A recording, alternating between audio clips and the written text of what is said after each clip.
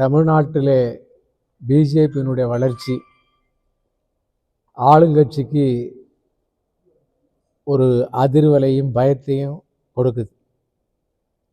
அது ஸ்டாலின் வாயிலிருந்தும் உதயநிதி வாயிலிருந்தும் அதில் இருக்கிற மந்திரிகளுடைய வாயிலிருந்தும் வருகின்ற பேச்சுக்கள் பிஜேபி பார்த்து அவர்கள் எவ்வளவு அச்சப்படுகிறார்கள் புரியுது.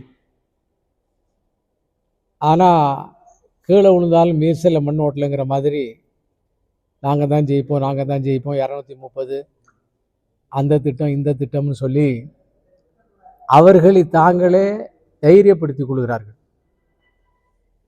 4.5 வருஷமாக தேங்கி கிடந்த அரசாங்க ஃபைலு மக்கள் கொண்டு போய் கொடுத்த பெட்டிஷனுக்கு மரியாதை இல்லாததெல்லாம் மாற்றுறதுக்கு முதல் முறையாக அரசாங்கத்தினுடைய ஐஏஎஸ் ஆஃபீஸரையே ஸ்போக்ஸ் பர்சனாக மாற்றி, ஏன்னா அவங்க கட்சியில் இருக்கிற ஸ்போக்ஸ் பர்சன் எம்எல்ஏ எம்பி மேலே அவங்களுக்கு நம்பிக்கை இல்லை, மாற்றி அவங்க மூலமாக பெட்டிஷன் வாங்க ஆரம்பித்தாங்க. அது கூட எவ்வளோ இடத்துல குப்பையில் கிடந்ததுன்னு நம்ம பார்க்க முடியும். ஆக எல்லா முனையிலையும் தோல்வி.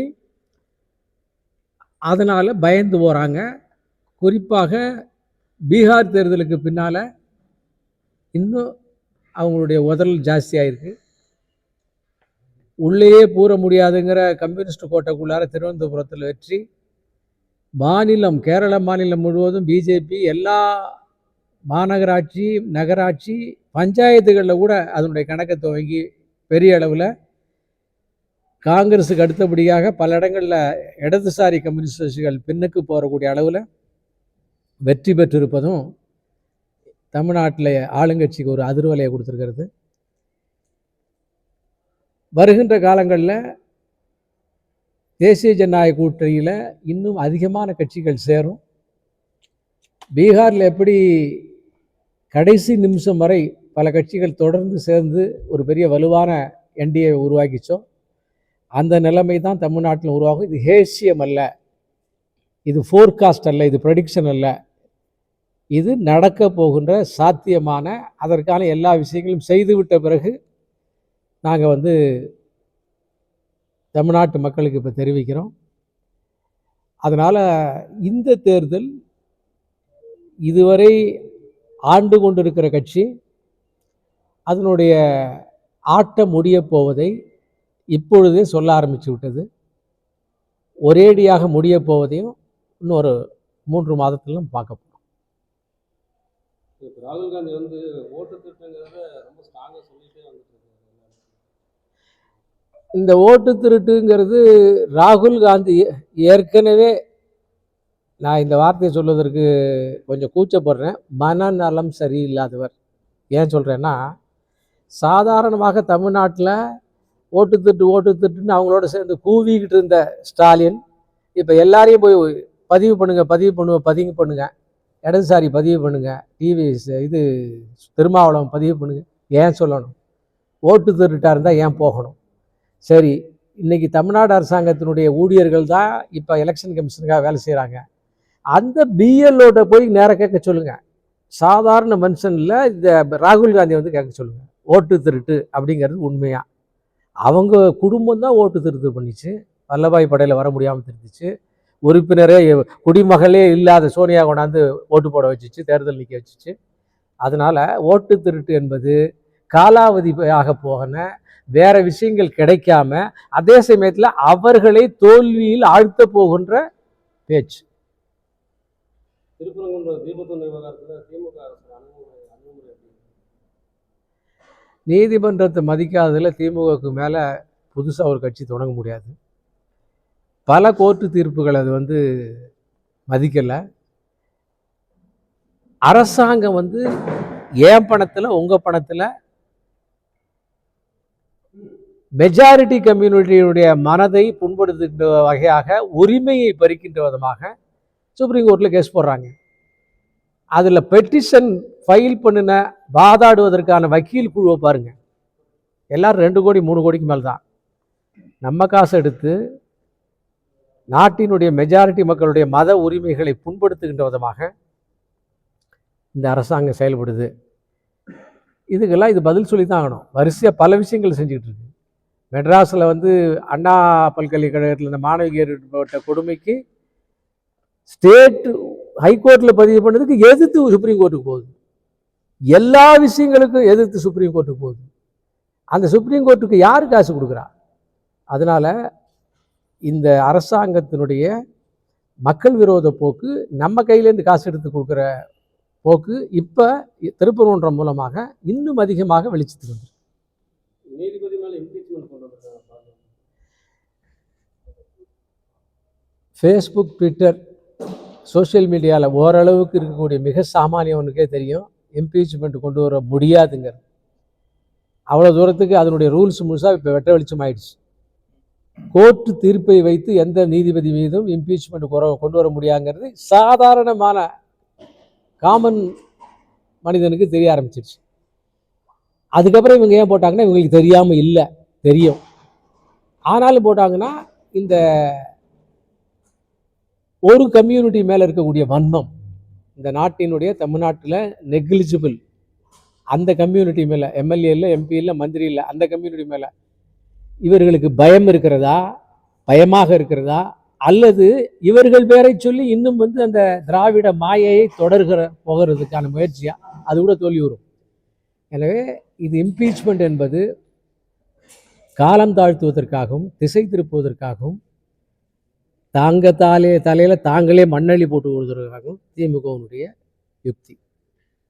ஹோம் மினிஸ்டர் அமித்ஷா வராங்க, அது அரசியல் பெரிய தாக்கத்தை தமிழ்நாட்டில் கூட்டணிகள் மாறுறது வாய்ப்பு இருக்கு.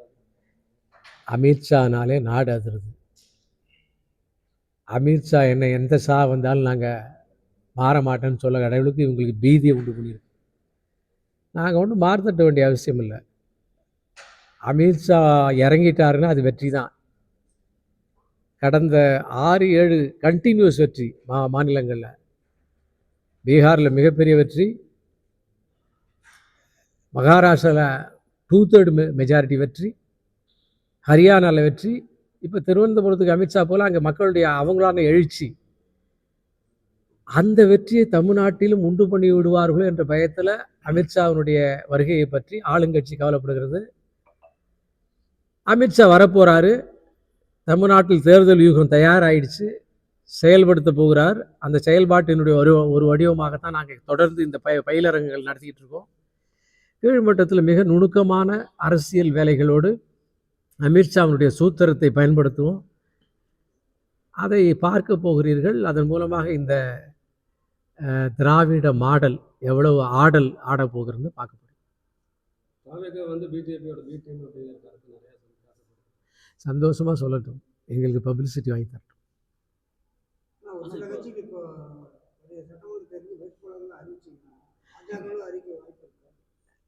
நீங்கள் கொஞ்ச நாளைக்கு யூகங்கள் பண்ணிக்கிறதுக்கு உங்களுக்கு டைம் தந்துடுறோம். நிறைய பேரை வேட்பாளர்னு சொல்லுங்கள். எங்கள் ஆள் முழுசாக அதிக பாப்புலாரிட்டி ஆகட்டும். அதுக்கப்புறம் உங்களுக்கு ஒரிஜினல் அறிவிச்சு. ஆனால் இப்போ பாரத பிரதமர் வரும் பொங்கல் பண்டிகைக்கு தமிழகத்தில் கொண்டாட போவதாக சொல்லியிருக்காரு. அதுக்கு பல்வேறு தரப்புல சமூக வலைத்தளங்களில் ஒரு சர்ச்சை பதிவு வருது. அதை எப்படி பார்க்குறீங்க? அவங்களுக்கு என்ன பதில் சொல்றீங்க? தமிழ்நாடு இந்தியாவில் இருக்கா, வெளிநாட்டில் இருக்கா? தமிழ்நாட்டுக்கு பிரதமர் வரக்கூடாது, பண்டிகை கொண்டாடக்கூடாதுன்னு சொல்வதற்கு யாருக்கு உரிமை இருக்கு? ஒரு இந்திய பிரதமர் தமிழ்நாட்டுக்கு தமிழனோடு, இந்த மண்ணோடு, இந்த மக்களோடு, இந்த பண்டிகையோடு கொண்டாடுவது வரவேற்று சந்தோஷப்படணும்ல. இவங்க வந்துட்டா முடிஞ்சிருவாங்க, இவங்க தேர்தலில் முடிஞ்சிருவாங்க, வெற்றி தோல்வி அடைஞ்சு போவாங்க, இவங்க ஆட்டை முடிஞ்சு போங்கிற பயத்தில் ஏற்பட்ட உளறல் தான் இது. இப்போ மேற்கு வங்காளத்தில் மட்டும் பார்த்தீங்கன்னா 58 லட்சம் வாக்காளர் நீக்கப்பட்டதாக சொல்றாங்க. இதை நீங்க எப்படி பார்க்குறீங்க? இது வரைக்கும் மம்தா அவங்க ஜெயிச்சது எந்த மாதிரியான ஓட்டு? பங்களாதேஷ் ஓட்டா? அது எப்படின்னா தமிழகத்தில் அது எந்த அளவுக்கு நிராகரிக்கப்படும்? ரொம்ப சிம்பிள். 20 ஆண்டுகள் கழித்து 22-23 ஆண்டுகள் கழித்து தான் இப்போ ரிவிஷன் நடக்குது. இந்த ரிவிஷனை எப்போதுமே பண்ண மாட்டாங்க. நம்ம வீட்டுக்கு ஏதாவது கல்யாணம் கார்த்திகை தான் வெள்ளை அடிப்போம், அதுவரை சாதாரணமாக கூட்டிக்கிட்டு சுத்தம் தான் பண்ணுவோம். அதே மாதிரியாக டோட்டல் மறுபரிசீலனை செய்வதற்கான தான் இந்த ரிவிஷன். இந்த இடைப்பட்ட காலத்தில் ஒரு மாநில அரசு நினைத்தால் எவ்வளவு வேண்டுமானாலும் வாக்காளரில் ஊழல் செய்ய முடியும், ஃபேப்ரிகேட் பண்ண முடியும், மேனிப்புலேட் பண்ண முடியும்.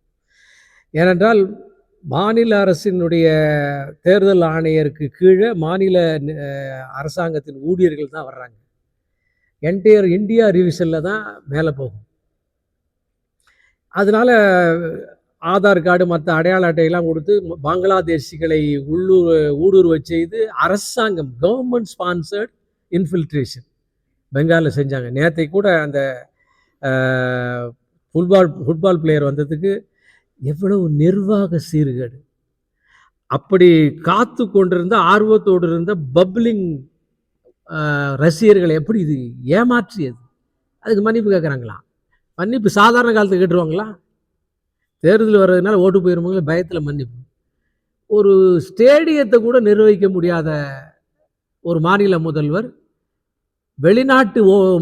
வெளிநாட்டுக்காரர்கள் ஊடுருவல்காரர்களை ஓட்டர்களாக மாற்றி தன்னை ஜெயிக்க வச்சுக்கிற ஒரு முதல்வர் இப்போ மத்திய தேர்தல் கமிஷனால் ஸ்க்ரூட்டனைஸ் பண்ணி அவர்கள் வெளியேற்றப்படுகிறார்கள். அவங்க ஏற்கனவே இங்கே இருந்தாங்களா இல்லையா, உண்மையா பொய்யான்னு நம்ம சொல்லுவதற்கு முன்னாலே எத்தனை பேர் நீங்கள் மீடியா எடுத்து போட்டீங்க பங்களாதேஷை நோக்கி அவங்க ஓடுறதை பார்த்து. அதனால் அதை செய்வோம். அதன் மூலமாக மம்தா ஏற்கனவே இருக்கக்கூடிய உண்மையான வாக்காளர் முன்னால் தேர்தலை நடத்தி அதற்கான முடிவுகளில் தோற்கடிக்கப்படுவார். இப்போ கூட சமீபத்தில் ஒரு நிகழ்ச்சியில் 5 லட்சம் பேர் கலந்துக்கிட்டு இருக்காங்க. இந்து எழுச்சி இங்கே ஒன்றாகுது, கன்சாலிடேஷன் ஆஃப் ஹிந்து. அது எதனால் ஏற்படுது? சாதாரண காலத்தில் இந்து ஒன்றா சேர மாட்டான். அவனை அடித்து துவைத்து அவனுக்கு எதிராக பயமும் பாதுகாப்பின்மையும் இருக்குமாறு அப்போ தான் ஒன்று சேருவான். பங்களாதேஷில் அந்த நிலைமை நீடிக்குது. தமிழ்நாட்டில் எஸ்ஐஆர்னால ஒரு பெரிய பாதிப்பு இல்லை. இறந்து போனவர்கள், இடம் மாறியவர்கள், இவங்க மட்டும்தான் இதில் ஸ்க்ரூட்டனைசேஷன். இப்போ கூட 2002 என்ன இருக்க ஏதுன்னு கேள்வி கேட்குறாங்க. அப்படி இப்படிலாம் குதிக்கிறாங்க. என்னை பொறுத்த மட்டும் என் வார்டுக்கு வந்த பிஎல்ஓ அத்தனை விஷயங்களோடய வந்தாங்க. அவர்களே இருந்து எங்களுக்கு உதவி செஞ்சு பண்ணாங்க. எந்த பிரச்சனையும் இல்லை. அவங்களே ஃபில்ல பண்ணாங்க. இது பெரிதாக்கப்படுகிறது, பூதமாக்கப்படுகிறது. அப்படின்னா திமுகவை அதை பற்றி பயப்படணும். அது மட்டும் இல்லாமல் திமுகவினுடைய ஆதரவாளரான அரசு ஊழியர் சில பேர் வேணும்னு வம்பு பண்ணுறாங்க. அதுவும் மக்களால் எதிர்க்கப்பட்டு அங்கேயும் சரி செய்யப்படுகிறது. SIR is a complement to legal voter. ஓட்டுரிமை பெற்ற இந்திய குடும்பங்களுக்கு கிடைக்கப்பட்ட மாபெரும் வரம். ஏமாற்றுவர்கள், பித்தலாட்டக்காரர்கள், இறந்து போனவர்கள், அவர்கள் பேரில் ஓட்டு போடுவர்களுக்கு கொடுக்கப்பட்ட சவுக்கடி. கடைசி ஒரு கேள்வி. இப்போ கேரளாவில் பார்த்தீங்கன்னா கடந்த தேர்தலில் சட்டமன்ற உறுப்பினர் ஒருத்தர் வந்தாங்க, இப்போ மேயர் ஒருத்தர் வந்திருக்காங்க. இது எப்படி பார்க்குறீங்க? தமிழகத்தில் இது எப்போ வரும்? கேரளாவினுடைய ரிலீஜியஸ் காம்பினேஷன், அதனால் பிஜேபி ரொம்ப கஷ்டப்பட்டு முன்னுக்கு வர வேண்டியிருந்துச்சு, வளர வேண்டியிருந்துச்சு. ஆனால் இப்போ மைனாரிட்டிகள் பிஜேபி ஏற்றுக்கொள்ள ஆரம்பிச்சிட்டாங்க. நிறைய சர்ச்சஸ் பிஜேபி பக்கம் வந்திருக்கு. நடுநிலையான இஸ்லாமியர்கள் பிஜேபி நோக்கி வர ஆரம்பிச்சிட்டாங்க. பிஜேபி இவர்களுக்கு எதிரானவர் என்கின்ற பிம்பம், மாய பிம்பம் உடைக்கப்பட்டு வருகிறது. அதனுடைய வெளிப்பாடு தான் பிஜேபியினுடைய வெற்றி. ரொம்ப நாளைக்கு எங்களை பூச்சாண்டி காமிச்சு ஏமாற்றிட்டு இருக்க முடியாது. நேரடியாக பக்கத்தில் உட்காந்தா யோக்கியம்ங்கிறது எல்லாருக்கும் தெரிஞ்சு போயிடும். அதனால் பிஜேபிக்கு அங்கே கிடைத்த வெற்றி. False propaganda, fabricated image about BJP in Kerala எல்லாம் உடைக்கப்பட்டதுனால் ஏற்பட்ட வெற்றி.